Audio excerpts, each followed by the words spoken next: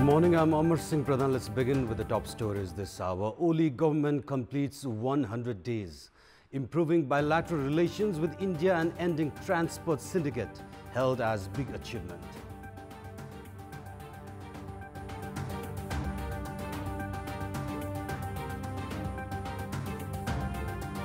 Abusing state resources for party activities continue unabated.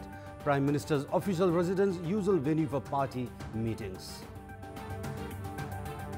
Former Hollywood film mogul Harvey Weinstein released on $1 million bail. Weinstein charged in New York with rape and sexual abuse in a number of cases. And Sunrisers Hyderabad stunned Kolkata Knight Riders to storm into the finals of the Indian Premier League. Rashid Khan produces a magical performance with bat and ball. Let's begin with the latest national political updates.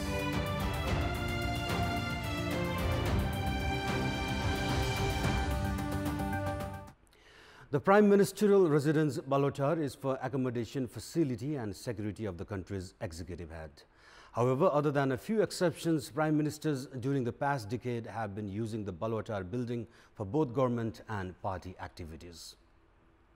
Last week, almost all meetings between the former CPN-UML and CPN-Mao Center were held at the Prime Minister's residence itself. The dinner reception of more than Central Committee members of the newly formed Nepal Communist Party was also held in the building premises. Besides using the government building for carrying out regular meetings, the government's human and other resources have also been significantly used for the party's purposes.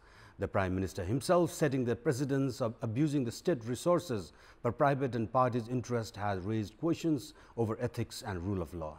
Not only the current Prime Minister, the then Nepali Congress President Girija Prasad Koirala and his predecessors have been using the Balotar residence to carry out party meetings and assemblies along with the meetings of Council of Ministers. Last year, prior to the provincial and lower house elections, Chairman of Madhesi Janadhikar Forum Loktantrik Vijay Kumar Gachadar had entered Nepali Congress amid a program held at the Prime Minister's official residence itself.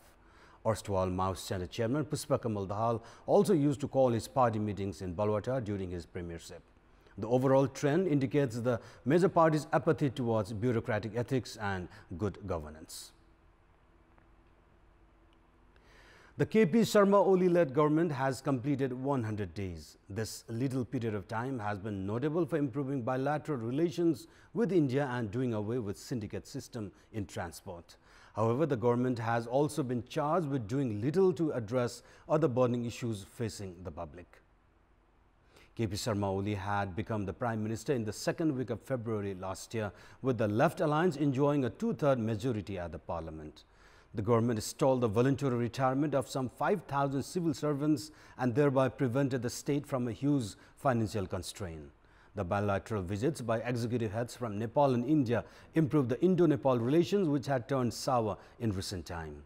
The much-awaited Arun III Hydel project was also inaugurated during the Indian Prime Minister's recent Nepal visit.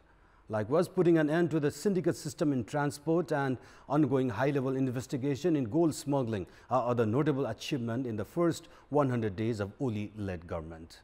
However, despite the passing away of 100 days, the government is yet to receive a full shape. It is still unclear whether Rashtriya Janata Dal and Sanghiya Samajwadi Party, who had extended their support to the Oli-led government, will be incorporated in the government or not. The post-earthquake reconstruction has also failed to gain desired momentum. The Parliament rules and regulations has still not been endorsed despite the government enjoying two-thirds majority. Likewise, key positions at the Supreme Court, Commission for Investigation of Abuse of Authority and some embassies have remained vacant. And moving on, the Supreme Court has issued a so-called notice in the name of the government seeking clarification on the decision to grant general amnesty to murder convict former Maoist leader Balkrishna Dungel. A single bench of Justice Deepak Kumar Kharge directed the government to furnish written clarification on the decision to provide general amnesty to Dungel, who is serving life imprisonment at Diri Bazar prison. Advocate Dinesh Tripathi had filed a writ at Supreme Court seeking to stay the government's decision to provide general amnesty to murder convict Dungel. In his writ petition, Advocate Tripathi has made the President's office, the government and Balkrishna Dungel as defendants. Construction of a majority of road sections in the capital has failed to move ahead past a deadline due to carelessness and sluggish contractor companies. Home Minister Ram Bahadur Thapa recently warned of taking action against the companies failing to complete contracts on time. One of the contracting companies that has signed a number of projects with the government but has kept most of the works pending is Sailung Construction. The company belongs to Sarada Prasad Adhikari, the landlord of the house rented by co-chairman of Nepal Communist Party, Puspa Kamal Dahal. A number of meetings with regard to the party unification between KP Sharma Oli and Puspa Kamal Dahal were also held at Adhikari's another residence in Lalitpur's Manbhavan. Adhikari is also an advisor of the Federation of Contractors Association of Nepal. The company named Sailung Construction, owned by Adhikari, bills itself as the country's leading construction company, which has signed contract agreements for as many as 700 construction projects across the country. Despite receiving several construction contracts in the capital out of high-profile political connection, the company, however, not even has finished a single project on time as of yet. One of such projects is the 18-kilometer road section from Bhaktapur to Nagarkot. It's already been about 4 years since the Sailung Construction took over the project. The construction of the road was supposed to complete in 2 years, but only 43% of the project has been completed as of now. Likewise, the state of the Kalanki-Thankot road project is even worse, for which the company has received the contract of 1.3 billion rupees. The company was contracted for 220 million rupees to blacktop the 17-kilometer road section from Balaju to Trishuli, the deadline of which, however, has been extended 3 times. Several other construction projects undertaken by Sailung Construction has a similar tale to narrate. This is a clear example of the entire development works being affected due to private companies receiving government contracts merely based on political connection. In the scenario, it's yet to be seen if Home Minister Thapa will actually be able to take action against the companies having high-profile political connections. And yesterday, we had asked the residents of Jhapa, Kavre and Kailali how did they evaluate the first 100 days of the government. Before we go for a short break, let's take a look at what they have to say. Public voice. अहिलेसम्म त खासै केही देखिएको चाहिँ छैन. Road sharing हटाएको छ, सबैभन्दा खुसी हामीलाई त्यही छ. गर्छु भन्ने चाहिँ धेरै छ, तर अब खास देखिएको चाहिँ छैन. बाटोघाटो यसो अलिअलि कहीँ कलपटहरू यतात्यता लगाएको चाहिँ देखिँदैछ. सरकारले आफ्ना स्थानीय सरकारहरू मार्फत चाहिँ जनताहरूलाई सेवा सुविधा दिने एकदम धेरै प्रयास गरिरहेको छ र यसलाई सकारात्मकले लिनुपर्छ. भने जति चाहिँ काम भयो भने त अनि नेपालमा सबै शान्ति सुरक्षा सबै त बनिहाल्छ.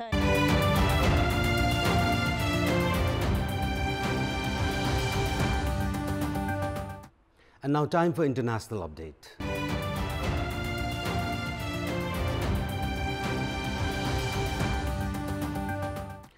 Former Hollywood film mogul Harvey Weinstein has been released on $1 million bail after being charged in New York with rape and sexual abuse. Weinstein, who also agreed to wear a GPS tracker and to surrender his passport after turning himself into police on Friday. He denies non-consensual sex, and his lawyer said he would plead not guilty. More than 70 women have accused Weinstein of sexual misconduct, although the charges relate to only 2 of them. Some allegations date back decades. Prosecutors said that Weinstein had been charged with 2 counts of rape and 1 count of criminal sexual act involving 2 women who were not identified. He had arrived at a police station in Lower Manhattan during the morning. After having his mugshot and fingerprints taken, he was led out in handcuffs and taken to court. The case was then adjourned until 30th of July. Weinstein was fired last year from his production firm, the Weinstein Company, which later filed for bankruptcy. He has been condemned by top industry figures, and the organization behind the Oscars expelled him from its membership.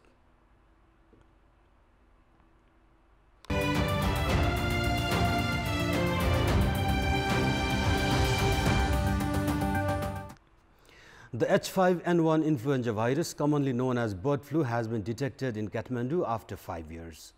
Bird flu has been confirmed in a poultry farm at the capital's Tarkeswar municipality. The local authority has already started prevention measures.